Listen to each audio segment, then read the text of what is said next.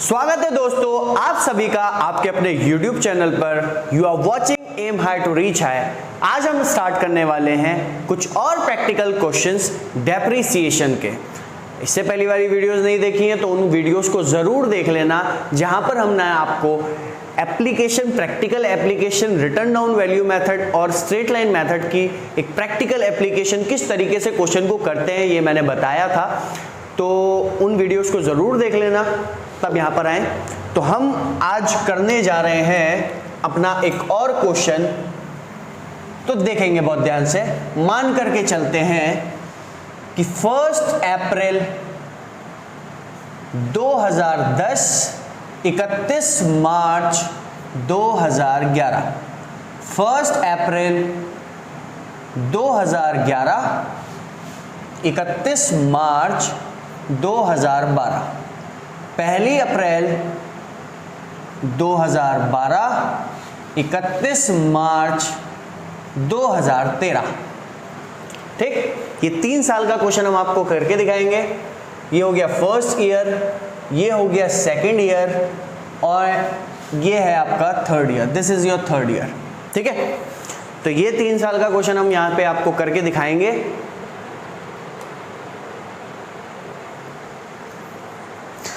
मान करके चलते हैं कि 1 अप्रैल को हमने एक मशीन परचेज करी है, जिस मशीन का नाम है M1। इस मशीन को लिया गया है 2 लाख रुपए में। ठीक है, फिर दूसरे साल में 1 अक्टूबर 2011 में एक और मशीन परचेज करी है, जिस मशीन का नाम है M2। इस मशीन को हमने परचेज किया है 1.5 लाख रुपए में। हुआ क्या है, 1 अप्रैल या फिर मान करके चलते हैं कि फर्स्ट जुलाई 2012 को हमने सोल्ड कर दिया है M1 को, यानी कि अपनी मशीन नंबर 1 को। और इस मशीन को हमने सोल्ड किया है एट रुपीज 1,35,000 में। Prepare machinery account, rate of dep is 10% per annum. 3 साल का मशीनरी अकाउंट बना करके दिखाना है। तो ये है आपका क्वेश्चन। क्वेश्चन को बहुत ध्यान से देखना। क्वेश्चन क्या दे रखा है कि 3 साल का मशीनरी अकाउंट बनाना है, जिसमें 1 अप्रैल 2010 को एक मशीन खरीदी है जिसका नाम है M1, और ये मशीन जो हमने परचेज करी है ये खरीदी है 2 लाख रुपए की। दूसरे साल में हमने मशीन खरीदी 1 अक्टूबर 2011 को, जिसकी कीमत है 1.5 लाख रुपए, और तीसरे साल में हमने मशीन परचेज करी है 1 जुलाई 2012 को, जिसकी कीमत है 1,35,000। 3 साल का अकाउंट बनाना है। आपको अकाउंट का फॉर्मेट पता होगा, date particular amount, date particular amount. समझ में आ रही है मेरी बात? मशीन अकाउंट यहां पर हम आपको बना के दिखाएंगे। तो देखेंगे यहां पर मशीन अकाउंट, ये हो गया मशीन अकाउंट, ये हो गई इसकी डेबिट साइड और ये हो गई इसकी क्रेडिट साइड। फॉर्मेट नहीं बना रहा हूं, सीधे आपको क्वेश्चन करके दिखा रहा हूं। तो पहली मशीन कब खरीदी है? 1 अप्रैल 2010 को। तो यहां लिखेंगे 1 अप्रैल 2010 और यहां लिखेंगे टू बैंक अकाउंट।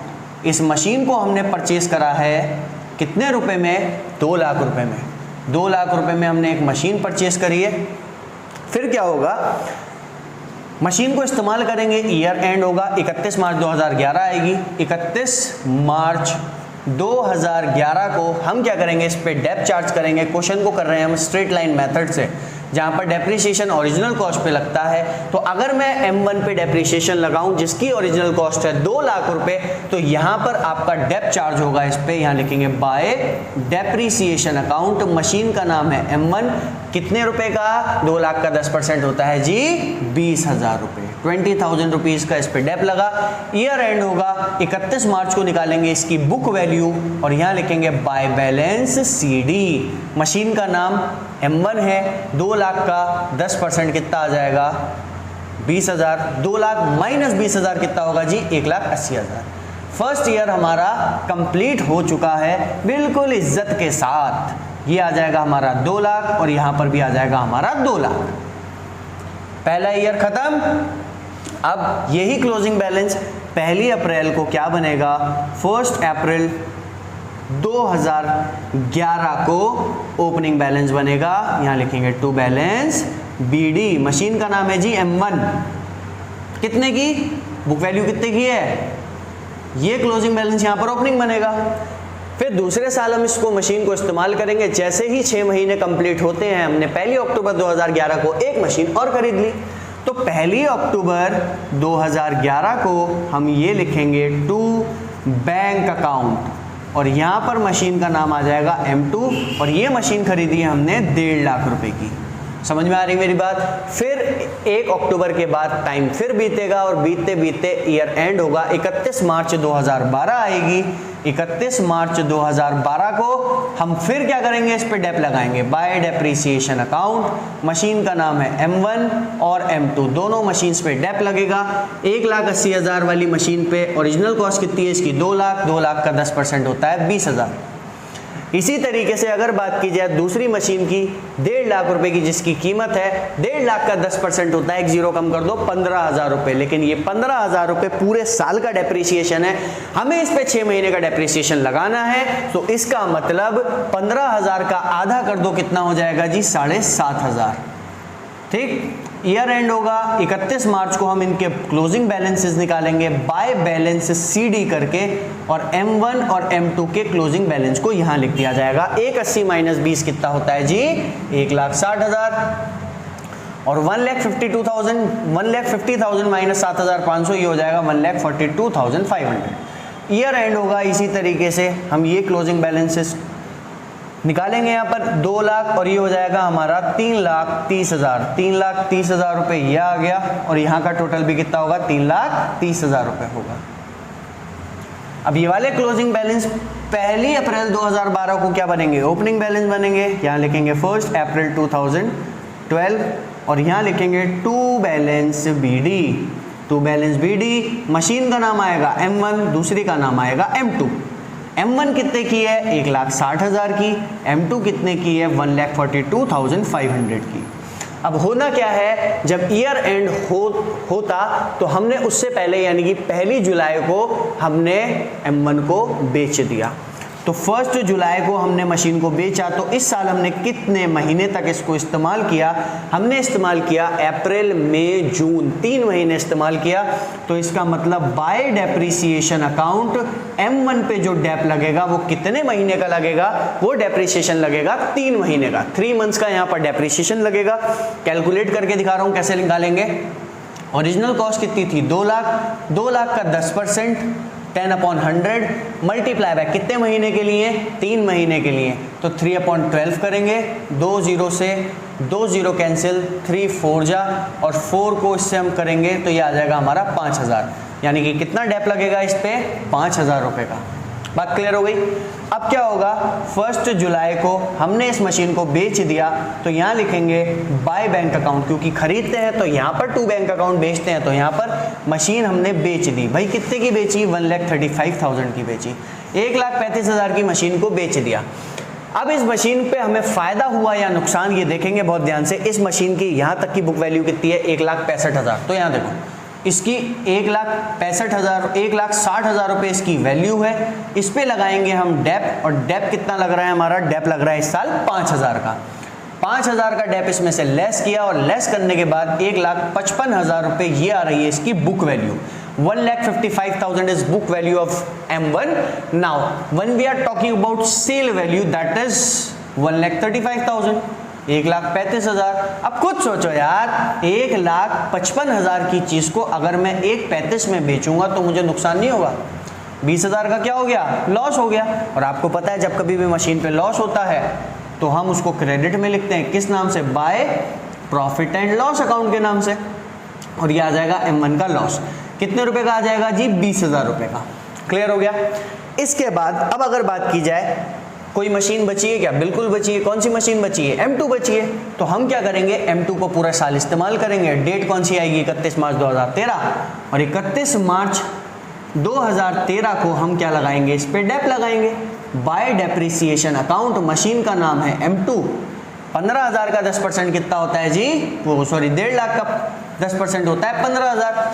1,42,500 इसकी बुक वैल्यू थी। 15,000 रुपए इसमें से लेस करेंगे, कितना बच रहा है, देखो 5 और 12 7, 1,27,500। तो इसका मतलब 31 मार्च को इसका क्लोजिंग बैलेंस आएगा बाय बैलेंस CD, मशीन का नाम है M2, कितना आ जाएगा, बैलेंस आ जाएगा 1,27,500। सिंपल है यार, टेंशन मत लो बिल्कुल भी। यहाँ का टोटल कितना हो जाएगा 3,04,500 और यहाँ का टोटल भी 3,04,500। इस तरीके से स्ट्रेट लाइन मेथड के क्वेश्चंस को करते हैं। क्लियर हो गई बात, आई समझ में? ठीक है, तो ये इस तरीके से क्वेश्चन को यहां पर करेंगे। एक होमवर्क रख लो तोहफे में, इस क्वेश्चन को करके दिखाओ और कहीं गलती हो तो बताओ, इंस्टाग्राम पे फॉलो करो। एक मैं क्वेश्चन देता हूं तुम लोगों को, इस क्वेश्चन को मुझे करके दिखाना, ठीक है? चलो भाई, ये क्वेश्चन मैं आपको करके आप लोग मुझे दिखाएंगे। मैं एक क्वेश्चन होमवर्क दे रहा हूं, पहले इसको देख लो या स्क्रीनशॉट ले लो। मैं आपको एक होमवर्क दे रहा हूं क्वेश्चन, इस क्वेश्चन को आप लोग मुझे करके दिखाएंगे। बहुत ध्यान से देखेंगे। सबसे पहले क्या बोल रहा हूं मैं,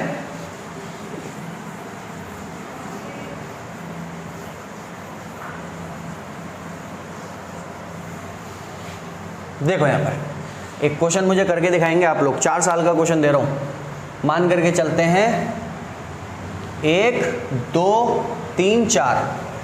1 अप्रैल 2010, 31 मार्च 2011। 1 अप्रैल 2011, 31 मार्च 2012। 1 अप्रैल 2012, 31 मार्च 2013। 1 अप्रैल 2013, 31 मार्च 2014। ये हो गए आपके कंप्लीट 4 इयर्स। पहला साल, दूसरा साल, तीसरा साल, चौथा साल। मान करके चलते हैं यहाँ पर हमने परचेज करी एक मशीन, जिस मशीन का नाम है M1 और ये मशीन खरीदी है हमने 3 लाख की। दूसरे साल में 1 अक्टूबर 2011 को हमने परचेज करी है M2। इस मशीन को ख़रीदा है हमने 3.5 लाख रुपए में। फिर हमने 1 अक्टूबर 2013 को सोल्ड कर दिया है M1 को। इस M1 को जो हमने बेचा है वो बेचा है 1,85,000 रुपीज़ में। एंड सेम डे में हमने परचेज करी है एक मशीन जिसका नाम है M3 और इस मशीन को ख़रीदा है 1 लाख रुपए में। Prepare depreciation account, rate of dep is 10% per annum. Straight line method से क्वेश्चन को करके आपको दिखाना है। तो आज के लिए इतना काफ़ी है दोस्तों। वीडियो अगर पसंद आई तो वीडियो को लाइक ज़रूर कीजिएगा, मेरे चैनल को सब्सक्राइब कीजिए, देखते रहिए aim high to reach high. Bye bye, take care.